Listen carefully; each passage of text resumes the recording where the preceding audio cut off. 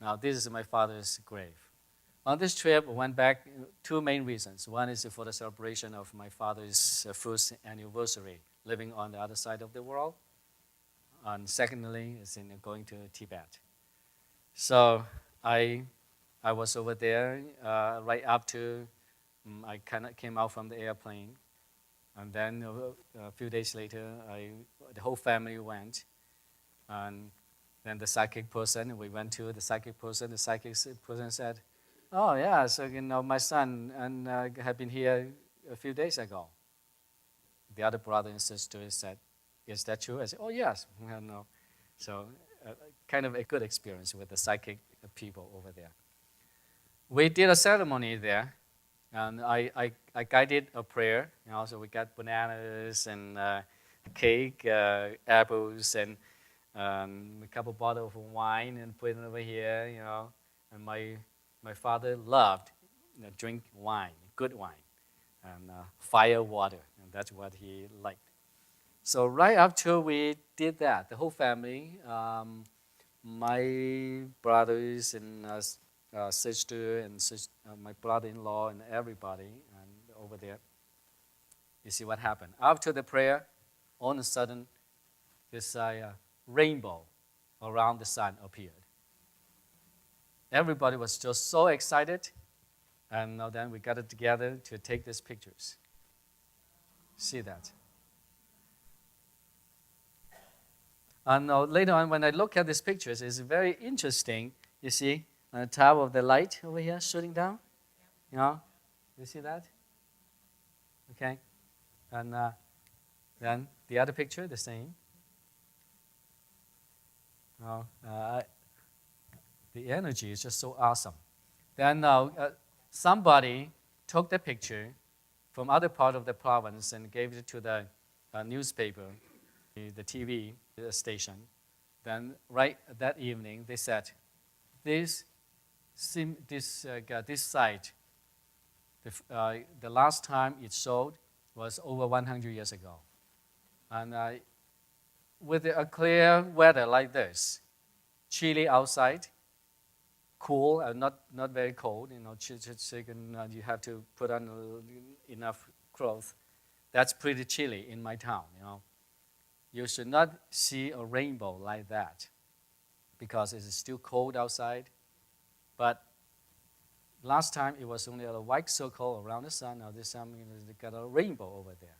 So we all believe that's the spirit of our holy God. So it is just so touching and so just speechless. Then we make the firework, and so right after the fire, when we did that, we make a call home here in talking to my baby and my son and my wife, and then my Crystal said, my Crystal is just so attached to Grandpa. Even now, when she is at school, seeing an airplane going by, and immediately she thinks about Grandpa. Thinks about Grandpa, the beautiful experiences she had when she stayed with Grandpa for half a year at the time, when she was 3 years old. So then she said, "Oh, Grandpa is going to take an airplane to go to heaven, and I'm going to miss Grandpa, but I want Grandpa to come back soon." So right after she said that, here an airplane came. The airplane just flying, across the sky, and so everybody said, "Wow, this little angel, what happened to her?" But it is just so magnificent. So we are really connected, So when we move on our life from this so-called life, we do not really disappear away from this world. We are still living, but in different dimension, And so we still share our energy through one way or another. We still share messages, share our love in so many different levels. So from there, I went to the university I taught before I came to the United States. This is a stadium, beautiful. And that's the main building of that campus. And there's the students doing their homework, big room. This just brought me a lot of beautiful memories. Dorm, the students' dorm, no laundry, all the things that they have to do and with the laundry. And you hang it out there and allow the nature to take care of everything for you. So now this is my former president in the middle. Look at this lady. She is the president of that university. I'm joking. No, and she is my wife's grandma. 100 years old. She is very healthy, very seldom would get a cold as anything. She got cooked herself, and she got wash her clothes, and hand wash clothes, everything just by herself. Her hearing is sharp, and just a little cataract in the eyes. And her speech is excellent. Her memory just outstanding. Many things happened at that time when I lived together with them. I forgot, and she remembered in great detail. And the accuracy is 120%. So it's a very beautiful lady. And her diet was very simple: more vegetables, less meat, and every day find a squirrel to chase.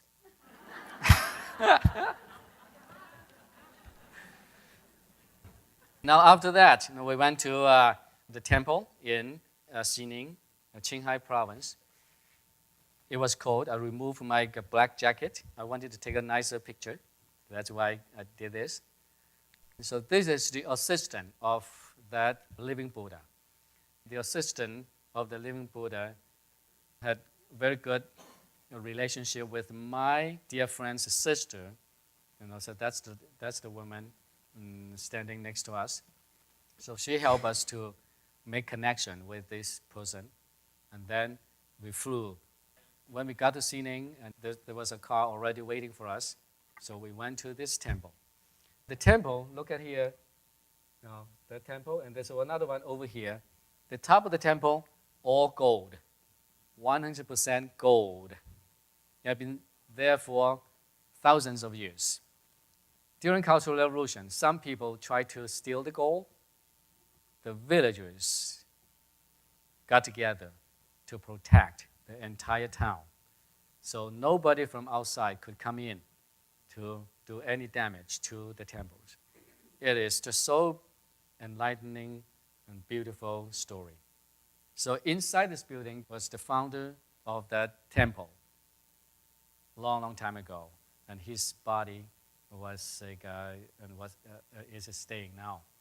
When he first made his body, they paint him with gold and then put a box. The box is iron. It got a ditch inside.